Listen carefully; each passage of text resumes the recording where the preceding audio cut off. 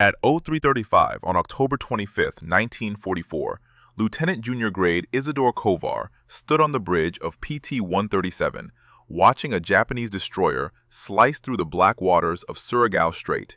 24 years old, 7 months commanding patrol torpedo boats, 0 capital ships damaged. Vice Admiral Shima's Southern Force had just entered the strait with 2 heavy cruisers, 1 light cruiser, and 4 destroyers, over 40,000 tons of Imperial Japanese Navy steel. Kovar's boat was blind. PT-137's auxiliary generator had failed 3 hours earlier, leaving the 80-foot Elko boat without radar or radio transmission. No way to see targets beyond visual range. No way to coordinate with the other 38 PT boats scattered along the strait. His crew of 12 sat in darkness, relying on moonlight and lightning flashes to spot enemy ships. The night belonged to the Japanese. Admiral Shima's force was racing north to support Vice Admiral Nishimura's battleships in their assault on the American beachhead at Leyte Gulf.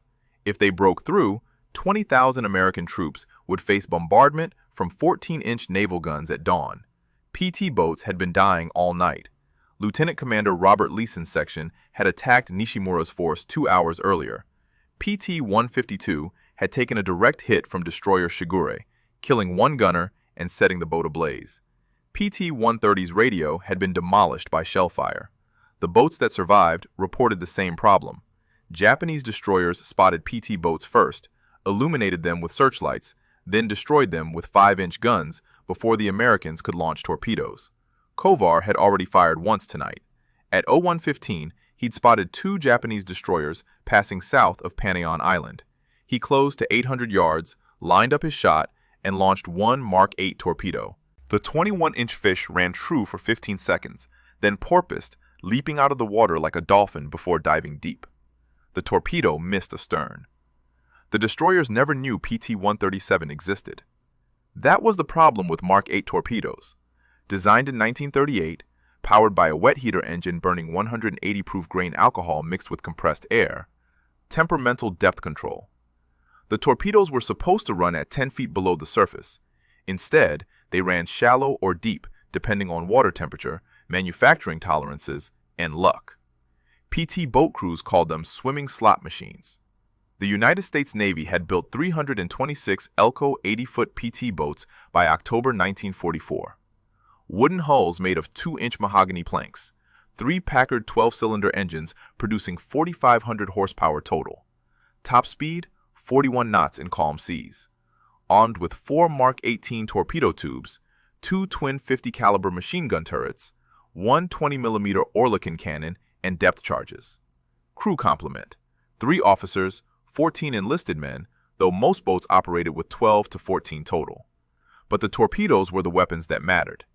Each Mark 8 weighed 2,215 pounds and carried 466 pounds of Torpex explosive, 50% more powerful than TNT. A single hit could cripple a cruiser or sink a destroyer. The problem was getting hits. Mark 8 torpedoes had a documented failure rate of 30%. Some ran circular. Some sank to the bottom. Some exploded prematurely. The ones that worked had to be launched from less than 1,000 yards, close enough that Japanese searchlights could blind PT boat crews and 5-inch shells could tear wooden hulls apart. Kovar watched the destroyer's silhouette sharpen against the darkness. The Japanese ship was heading south, running at 20 knots, no zigzag pattern. Probably damaged or separated from Admiral Shima's main force, a straggler. If you want to see how Kovar's blind torpedo shot turned out, please hit that like button. It helps us share these forgotten stories with more people. And please subscribe. Back to Kovar. He had 3 torpedoes remaining, range closing to 900 yards. The destroyer hadn't spotted PT-137 yet. Kovar's boat sat low in the water, painted dark gray, with its engines throttled down to reduce wake. The Japanese lookouts were scanning north, watching for threats from Admiral Oldendorf's battle line. Kovar made his decision. He ordered his crew to battle stations without speaking, using hand signals in the darkness. Torpedo Man Second Class checked the tubes. Gunners swung their 50-caliber turrets to cover the destroyer's searchlights.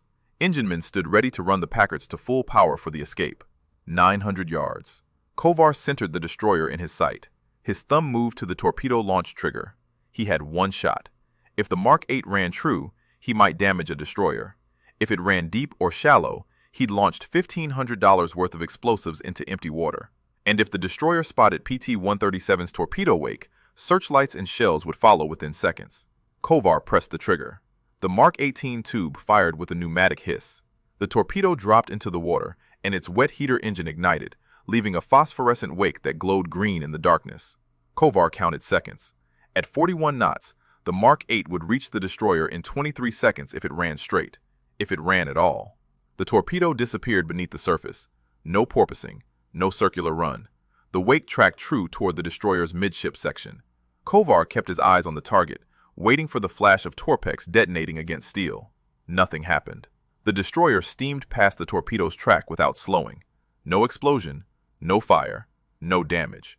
Kovar had missed. Another Mark 8 had failed. His crew stood silent on the deck, watching $1,500 of American ordnance vanish into Surigao Strait. Then the night erupted behind the destroyer. A massive explosion lit the water 800 yards beyond the Japanese ship. Yellow-orange flames shot 200 feet into the air. The concussion wave hit PT-137 3 seconds later, a physical blow that rattled the boat's wooden hull and knocked one gunner off his feet. Kovar grabbed the windscreen to stay upright. Something big had just died. The destroyer's searchlight snapped on, sweeping across the water toward PT-137. The beam caught the PT boat in its glare. Kovar shouted for full power. His enginemen slammed the 3 Packard engines to maximum throttle. 4,500 horsepower roared to life. Star shells burst overhead. Japanese illumination rounds hung suspended on parachutes, turning night into day. Kovar could see his entire boat lit up like a target at a shooting range. He ordered hard starboard, throwing PT-137 into a violent turn. The first 5-inch shell hit the water 30 yards to port. The second shell hit 50 yards astern. The destroyer was firing blind, trying to bracket the PT boat with high explosive rounds. Each shell displaced 2 tons of water when it detonated, creating geysers that drenched Kovar's crew. PT-137 reached 40 knots. The wooden hull pounded across the waves, vibrating so hard that instruments shook loose from their mounts. Kovar steered toward a thick bank of smoke that hung over the strait, residue from the night's earlier battles. If he could reach the smoke before the destroyer's guns found their range, his boat might survive. The third shell missed by 20 yards, the fourth by 15. The Japanese gunners were walking their fire closer. Kovar counted the seconds until the 5th shell would land directly on his boat. PT-137 hit the smoke bank at 41 knots and disappeared. The star shells still burned overhead, but the thick black smoke concealed the wooden boat from Japanese gunners. Kovar maintained full speed for 2 minutes, then throttled back and changed course to northeast. The destroyer's guns fell silent. Either they'd lost the target or they'd moved on to other threats. Kovar's radio man worked frantically to restore the auxiliary generator. After 10 minutes of rewiring connections in the dark, power returned. The radar screen flickered to life. The radio crackled with traffic from other PT boats. The explosion Kovar had witnessed wasn't his imagination. Someone had transmitted a contact report. Light cruiser hit, dead in water, listing to port. Location: southern entrance to Surigao Strait. Time: 0336. 1 minute after Kovar had fired his torpedo. But Kovar had shot at a destroyer. His Mark 8 had missed. He'd watched the torpedo pass harmlessly astern of the Japanese ship. There was no cruiser in his firing solution. No secondary target beyond the destroyer. Unless the torpedo hadn't missed. Unless it had run deep, deeper than the destroyer's 5-foot draft, and continued traveling through the water until it found a larger ship with a deeper hull. Radio traffic confirmed details. The cruiser was Abukuma, flagship of destroyer Squadron 1, Nagara-class light cruiser, 5,570 tons, hit in the No. 1 boiler room, 37 crew dead, speed reduced to 10 knots. The cruiser had fallen out of Admiral Shima's formation and was attempting to retreat south. Kovar's torpedo hadn't failed. It had run exactly as designed, at depth. Too deep for the destroyer, which drew only 5 feet of water, but perfect for Abukuma, which drew 16 feet. The Mark 8 had passed under the destroyer and struck the cruiser 900 yards beyond. A failed shot had become the most significant hit by an American PT boat in the entire Pacific War. but Abukuma was still afloat, still armed with 7 5-inch guns and 8 torpedo tubes, still capable of 20 knots if her engineers could contain the flooding. And Kovar's PT-137 sat in Japanese-controlled waters with 2 torpedoes remaining and a generator that had already failed once tonight. Dawn was 3 hours away. Admiral Shima's force continued north into the killing zone that Rear Admiral Jesse Oldendorf had prepared. 6 American battleships waited across the northern exit of Surigao Strait with their main batteries loaded and gun directors locked on radar contacts. 8 cruisers flanked the battleships. 26 destroyers prowled the flanks, ready for torpedo runs. Vice Admiral Nishimura's force had already been destroyed. Battleship Yamashiro had taken multiple torpedo hits and capsized at 0419, taking 1,636 crew to the bottom. Battleship Fuso had broken in half and sank. Only destroyer Shigure survived from Nishimura's 7-ship force. Admiral Shima never reached the American battle line. At 0425, his flagship Nachi collided with the burning wreck of cruiser Mogami in the smoke and darkness. The collision tore a 40-foot gash in Nachi's bow and jammed her starboard propeller shaft. Speed reduced to 18 knots. Admiral Shima ordered his entire force to retreat south. The Japanese were running, but Abukuma couldn't run with them. The torpedo hit had flooded Abukuma's forward boiler room. Salt water poured through the 16-foot hole in her port-side hull. Damage control teams sealed the watertight doors, containing the flooding to 2 compartments. But the cruiser had lost one of her 4 boiler rooms. 1/4 of her power plant was gone. Her bow settled 4 feet deeper in the water, creating drag that further reduced speed. Captain Hanada Takuo fought to save his ship. His engineers rerouted steam from the 3 remaining boilers. Pumps worked continuously to control flooding. Repair crews welded steel plates over smaller hull fractures. By 0445, 90 minutes after the torpedo hit, Abukuma's speed had increased from 10 knots to 20 knots. Not enough to keep pace with Admiral Shima's heavy cruisers, but enough to escape Surigao Strait before American battleships could range her with their 14-inch guns. Abukuma turned south at 0500, following destroyer Ushio through the smoke-filled strait. The cruiser was down at the bow, listing 3 degrees to port, but she was under her own power. Captain Hanada ordered his crew to jettison unnecessary weight. 50 caliber machine gun ammunition went overboard. Spare parts followed. Anything that wasn't essential for keeping Abukuma afloat and armed. PT boats shadowed the retreating Japanese ships. Lieutenant Commander Robert Leeson's PT-134 reported Abukuma's position at 0600. The cruiser was making 20 knots south, trailing oil, but still dangerous. Her 7 5.5-inch guns remained operational. Her torpedo tubes were loaded. American PT boats that attempted close approaches were driven off by accurate defensive fire. By 0630, Abukuma had cleared Surigao Strait and entered the Mindanao Sea. The cruiser turned west toward Dapitan, a small port on Mindanao's northern coast where emergency repairs could be attempted. Captain Hanada calculated arrival time at 1400 hours. 8 hours to reach safety. 8 hours to keep his ship from sinking. The Battle of Surigao Strait ended at 0700 on October 25th. The Imperial Japanese Navy had lost 2 battleships, 3 destroyers, and suffered heavy damage to 3 cruisers. American losses: 1 PT boat sunk, several damaged. It was the last battleship engagement in naval history and a complete American victory. But the battle wasn't finished for Abukuma. The cruiser had survived the torpedo hit. She'd escaped the strait. She'd maintained enough speed to run south ahead of American pursuit. Captain Hanada had kept his crew disciplined and his ship functional despite catastrophic damage. Abukuma reached Dapitan Harbor at 1430 hours on October 25th. Repair crews went to work immediately, welding steel patches over the torpedo hole and pumping out flooded compartments. The cruiser would need 3 days of emergency repairs before attempting the run back to Japan. 3 days anchored in Philippine waters. Vice Admiral Thomas Kincaid, commander of the U.S. 7th Fleet, received contact reports on Abukuma throughout October 25th. The damaged cruiser represented unfinished business. Kincaid ordered Rear Admiral Thomas Sprague to locate and destroy all retreating Japanese ships from the Battle of Surigao Strait. Sprague commanded 18 escort carriers operating east of Leyte Gulf. His air groups had been fighting Vice Admiral Takeo Kurita's center force all morning in the desperate battle off Samar. But by afternoon, Kurita had retreated. Sprague's aircraft were available for search and strike missions. At 1500 hours on October 25th, Sprague dispatched scout aircraft to locate Admiral Shima's retreating force. The search pattern covered waters from Surigao Strait west to the Sulu Sea. Priority target: damaged cruisers attempting to reach safe harbors.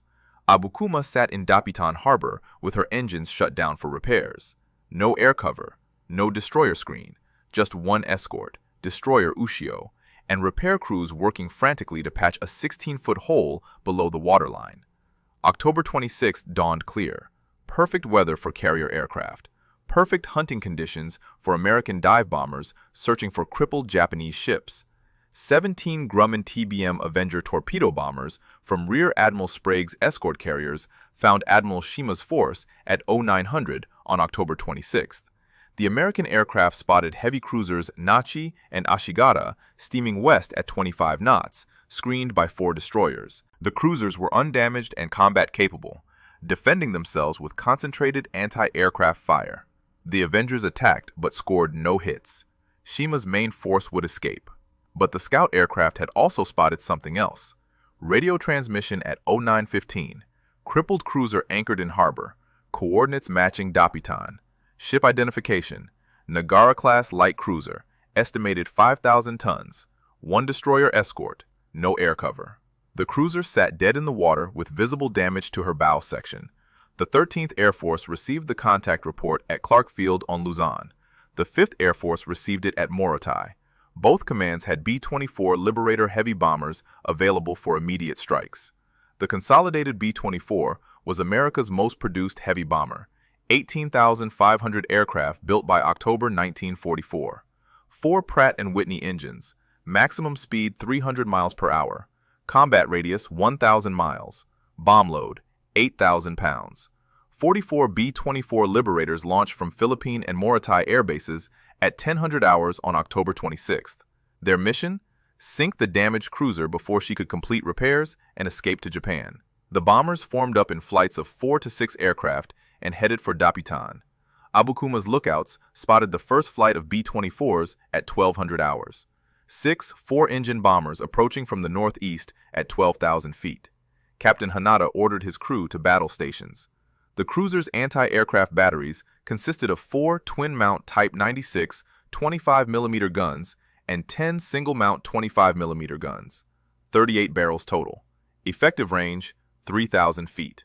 The guns were designed to defend against dive bombers attacking from 6,000 feet or below. They were nearly useless against level bombers attacking from 12,000 feet. Destroyer Ushio added her anti-aircraft fire, another 4 twin-mount and 4 single-mount 25mm guns. But Ushio was a Fubuki-class destroyer built in 1929. Her anti-aircraft armament was inadequate for 1944 aerial warfare. The first flight of B-24s approached from the northeast. Each bomber carried 12 500-pound general-purpose bombs, 72 bombs falling from 12,000 feet. The bombardiers used Norden bomb sights, calculating for wind speed, altitude, and target motion. Abukuma couldn't maneuver. The cruiser sat anchored with her engines offline for repairs. The first bombs fell at 12:07. Captain Hanada watched them drop, small black dots growing larger as they accelerated downward. The bombs took 22 seconds to fall from 12,000 feet, 22 seconds to track their trajectory and realize his ship had no escape. 3 bombs hit Abukuma. The first struck near the stern, penetrating the deck and detonating inside the after engine room. The explosion killed 14 engineers and destroyed the cruiser's starboard propeller shaft. The second bomb hit amidships, blowing a 20-foot hole through the main deck and igniting aviation fuel stored for Abukuma's Type 94 reconnaissance float plane. Fire spread through 3 compartments. The third bomb struck forward, detonating in the crew quarters and killing 31 sailors. Abukuma was dying. 3 direct hits from 500-pound bombs had opened her hull in multiple locations. The fires couldn't be controlled. The flooding couldn't be stopped. Captain Hanada knew his ship had minutes remaining. More B-24s appeared. Second flight, third flight. The American bombers circled Dapitan Harbor, lining up for follow-up attacks. They could see Abukuma burning and listing. They could see crew abandoning ship. But the mission called for confirmation of sinking, not just damage. The second wave dropped 48 more bombs. 4 additional hits struck the doomed cruiser. One bomb detonated in the forward magazine, where Type 93 long-lance torpedoes were stored. The torpedo warheads contained 1,080 pounds of explosives. When the bomb hit triggered a sympathetic detonation, the explosion tore Abukuma's bow completely off. The cruiser lurched forward, her severed bow section sinking immediately. The stern section rose out of the water, propellers exposed to air. Abukuma's hull broke in half amidships. Both sections began their final plunge. Captain Hanada gave the order to abandon ship at 12:25. The crew had 18 minutes to get off a ship that was breaking apart and sinking. 330 men remained alive. They jumped into Dapitan Harbor and swam toward destroyer Ushio, which maneuvered to pick up survivors. Abukuma disappeared at 12:42 on October 26, 1944. 1 day and 9 hours after Lieutenant Junior Grade Isadore Kovar's torpedo had struck her in the darkness of Surigao Strait. 250 crew died, 37 in the torpedo hit, the rest in the bombing. Destroyer Ushio rescued 283 survivors, including Captain Hanada. The B-24s returned to their bases, reporting 1 Nagara-class cruiser sunk. Lieutenant Junior Grade Isadore Kovar returned to base at Tacloban, Leyte, on October 26th. His after-action report documented 1 torpedo fired at a Japanese destroyer at 03:35 on October 25th. Target: destroyer. Estimated 1,500 tons. Result: miss astern. No observed hits. No confirmed damage. Kovar didn't claim to have struck Abukuma. He'd watched his torpedo pass under the destroyer. He'd seen no explosion on his intended target. The massive blast 800 yards beyond the destroyer had occurred in smoke and darkness. Kovar couldn't confirm what his torpedo had hit, if anything. 39 PT boats had operated in Surigao Strait that night. They'd launched dozens of torpedoes at Japanese ships. Multiple boats reported explosions. Multiple boats claimed possible hits. The chaos of night combat, with radar failures, radio failures, smoke, and Japanese star shells, made accurate observation nearly impossible. Commander Selman Bowling commanded Motor Torpedo Boat Squadron 21. He faced a puzzle when reviewing after-action reports from the Battle of Surigao Strait. Several PT boat crews claimed hits on Japanese warships. Some claims overlapped. Some contradicted each other. The darkness, rain squalls, and confusion caused by enemy gunfire made precise observation impossible. Bowling noted that stated times in the action reports might be wrong by 15 to 30 minutes. Estimated numbers and types of enemy ships weren't considered accurate, but someone had hit Abukuma. Japanese records recovered after the war confirmed the light cruiser had taken a torpedo hit at 03:25 on October 25th. Location: southern entrance to Surigao Strait near Bennett Point on Panaan Island. The torpedo struck Abukuma's port side near the No. 1 boiler room. 37 crew killed instantly. American naval intelligence began cross-referencing PT boat positions with Japanese damage reports. Only 3 PT boats have been operating near Bennett Point at 03:25. PT-134, PT-132, and PT-137. Lieutenant Commander Leeson's PT-134 had fired its last torpedo earlier, missing a destroyer. Ensign Jones's PT-132 had expended 4 torpedoes against another destroyer, all missing. That left PT-137. Kovar's report documented firing 1 torpedo at 03:35, 10 minutes after the Japanese recorded Abukuma's torpedo hit.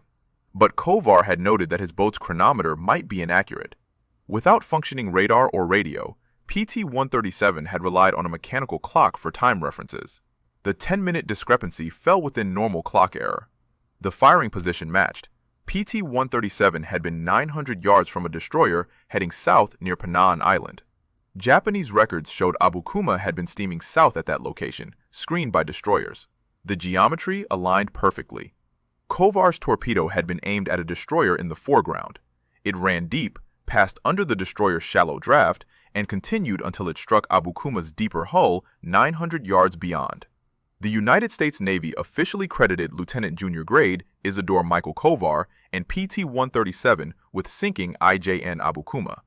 The confirmation came months after the battle, following detailed analysis of American action reports and captured Japanese records. Abukuma became the largest warship whose destruction was credited primarily to an American PT boat. The 5,570-ton cruiser displaced more than any other capital ship sunk by PT boat torpedo attack in the Pacific War.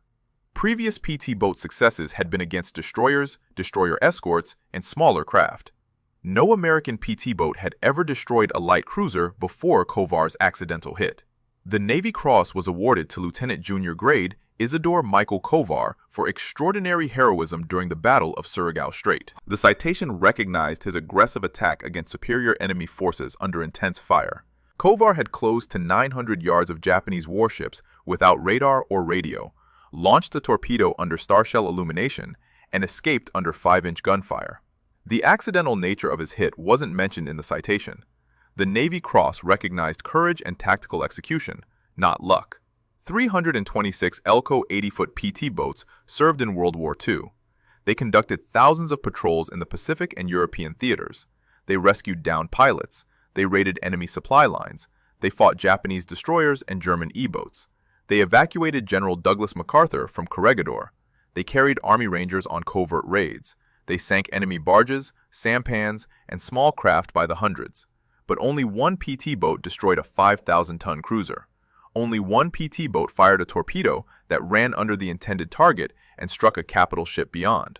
Only one PT boat commander earned a Navy Cross for a shot he believed had missed. PT-137 survived the war. The boat continued combat operations in the Philippines through early 1945, conducting 53 more patrols after the Battle of Surigao Strait. Lieutenant Junior Grade Kovar remained in command through March 1945 before rotating back to the United States. The Mark 8 torpedo that struck Abukuma represented manufacturing lot 237, produced at the Naval Torpedo Station in Newport, Rhode Island, in August 1944. Serial number 11847. Cost to manufacture, $1,500. Value of the target destroyed, estimated $40 million in 1944 currency. That torpedo had a problem. It ran deep. The Mark 8 torpedo had been designed to run at 10 feet below the surface.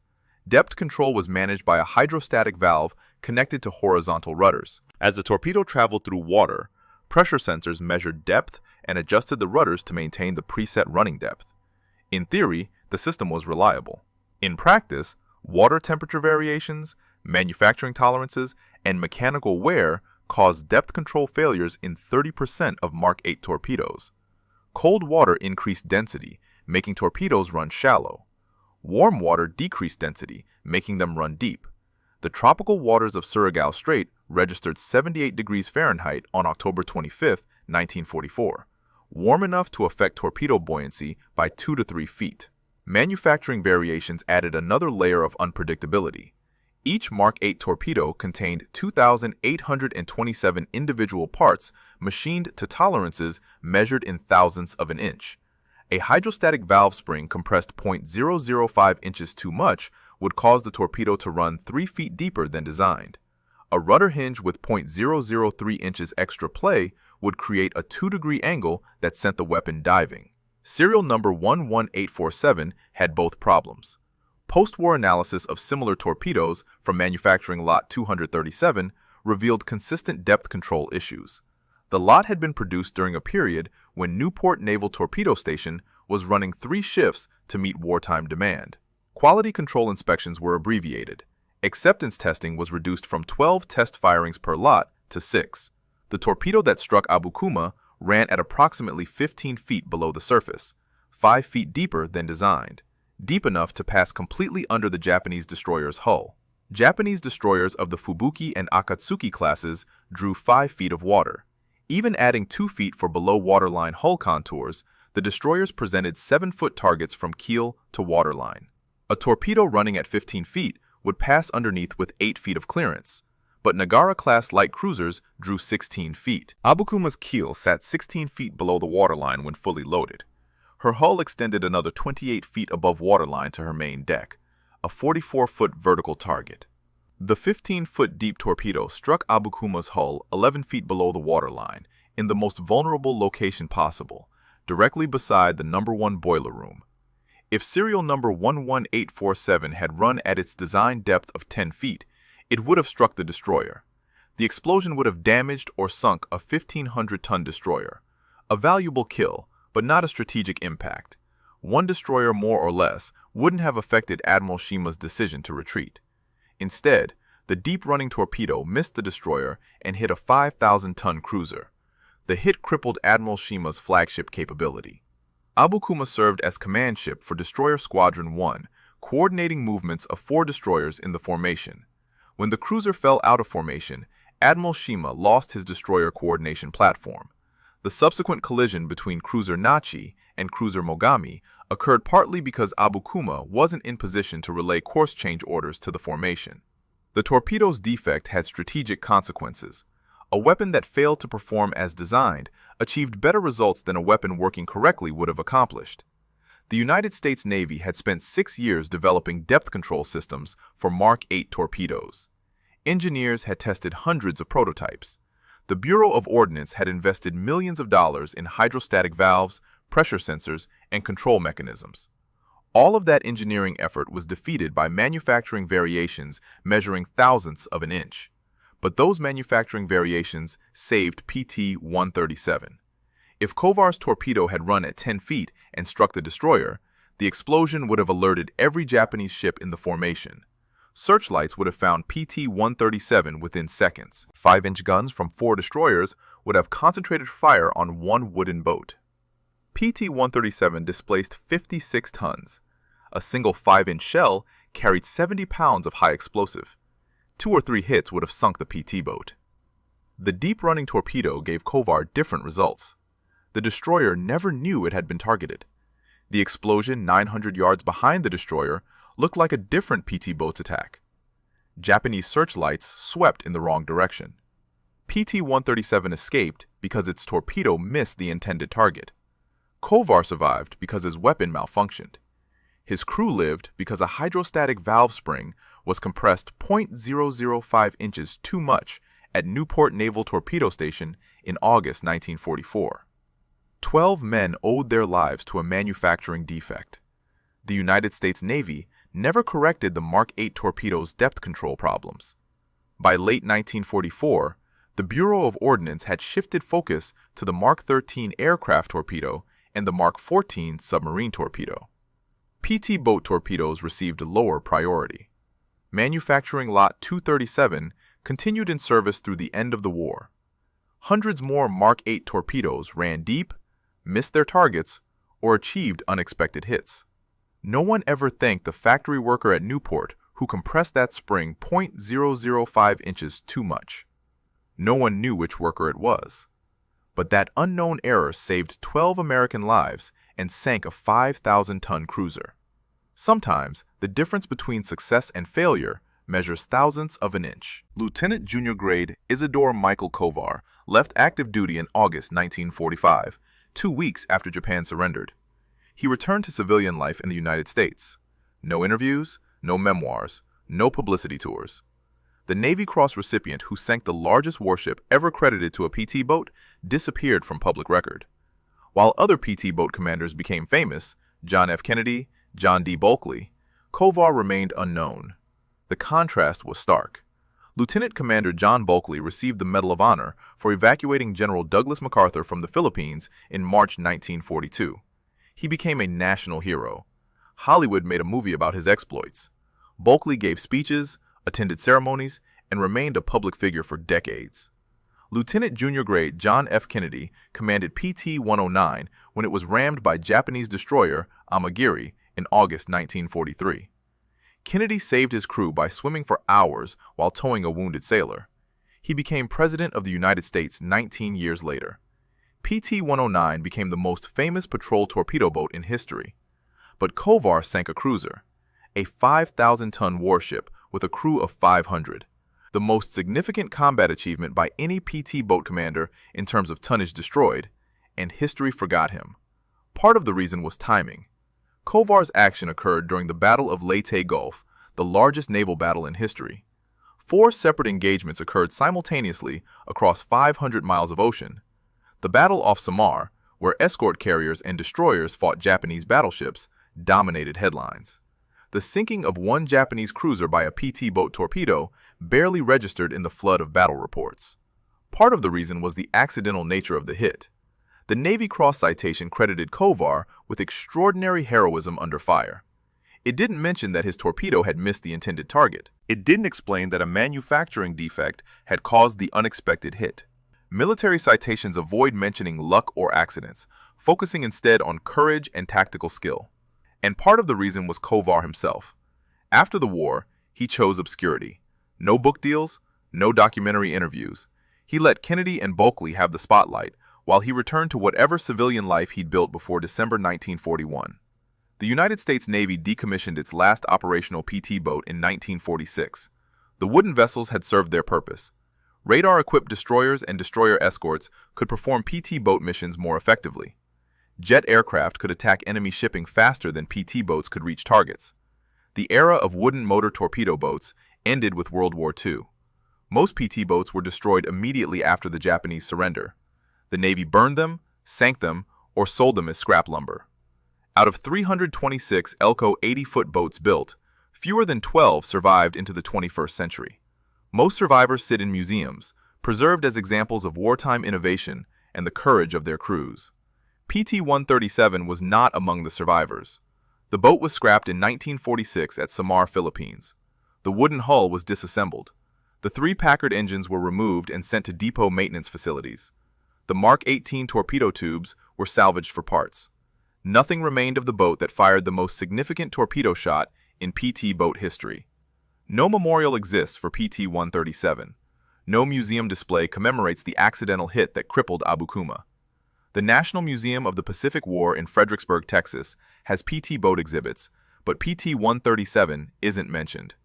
The PT Boat Museum in Fall River, Massachusetts, preserves PT-796 and PT-617, but has no artifacts from PT-137.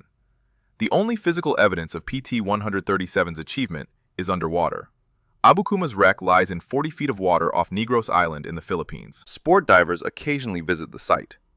The cruiser's bow section, blown off by the torpedo magazine explosion, sits 200 yards from the stern section.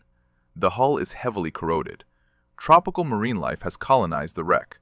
In another 50 years, the ship will be unrecognizable. But the story remains. A 24-year-old officer commanded a blind PT boat through enemy-controlled waters. He fired a defective torpedo at a destroyer. The torpedo missed. It ran deep. It struck a cruiser he didn't know was there. The cruiser sank.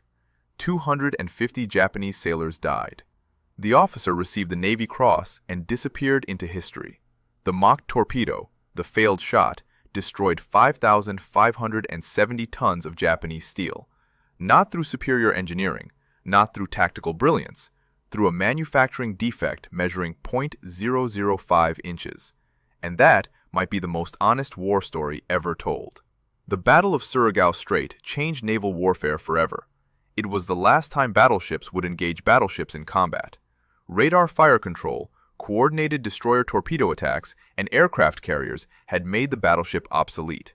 The 6 American battleships that crossed the T at Surigao Strait, West Virginia, Maryland, Mississippi, Tennessee, California, and Pennsylvania, never fired their main batteries in combat again. Vice Admiral Shoji Nishimura went down with battleship Yamashiro. He was 54 years old. His decision to charge into Surigao Strait without waiting for Admiral Shima's support force cost Japan 2 battleships, 4 destroyers, and over 4,000 lives. But Nishimura followed orders. The Imperial Japanese Navy's plan for defending the Philippines required his sacrifice. Admiral Kiyohide Shima survived. His force retreated to Brunei, then to Japan. He commanded increasingly desperate operations as American forces closed on the home islands. After the war, Shima testified at war crimes tribunals, providing evidence about Japanese naval operations. He died in 1973 at age 76. Destroyer Ushio survived the entire war. The ship that rescued 283 survivors from Abukuma continued operations through August 1945. Ushio was the only Japanese destroyer from the Pearl Harbor attack force still afloat when Japan surrendered. The ship was scrapped in 1947. Abukuma had participated in the attack on Pearl Harbor on December 7, 1941. The cruiser served as flagship for Destroyer Squadron 1 in Vice Admiral Chuichi Nagumo's carrier strike force. Abukuma screened the 6 carriers that launched 353 aircraft against the American Pacific Fleet. 3 years and 10 months later, an American torpedo sent her to the bottom. Lieutenant Junior Grade Isadore Michael Kovar earned the Navy Cross for extraordinary heroism at the Battle of Surigao Strait. He commanded PT-137 through enemy-controlled waters without radar or radio. He closed to 900 yards of Japanese warships under star shell illumination. He launched a torpedo that the Navy had designed to run at 10 feet below the surface. Manufacturing variations at Newport Naval Torpedo Station caused serial number 11847 to run at 15 feet instead. The defect measured 0.005 inches in a compressed spring. That tiny error made the torpedo run 5 feet deeper than designed, deep enough to pass completely under the Japanese destroyer Kovar was aiming at, deep enough to continue traveling until it struck light cruiser Abukuma 900 yards beyond. They mocked the Mark 8 torpedo. 30% failure rate, unpredictable depth control, weapons that porpoised across the surface or dove to the ocean floor. PT boat crews called them swimming slot machines because hitting anything was pure chance. But serial number 11847 didn't fail. It ran exactly deep enough to miss a 1,500-ton destroyer and hit a 5,570-ton cruiser. The explosion at 0335 destroyed Abukuma's forward boiler room in seconds, killed 37 crew instantly, flooded 2 compartments, reduced speed from 36 knots to 10 knots, turned a combat-ready flagship into a crippled wreck that would sink under B-24 bombs 27 hours later. The failed torpedo destroyed the largest warship ever credited to an American PT boat, not through superior engineering, not through tactical brilliance, through a manufacturing defect measuring thousandths of an inch and 900 yards of blind luck. Kovar returned to civilian life after the war and disappeared from history. No book deals, no interviews, no memorial. While John F. Kennedy became president and John Bulkley became famous, Isadore Kovar remained unknown.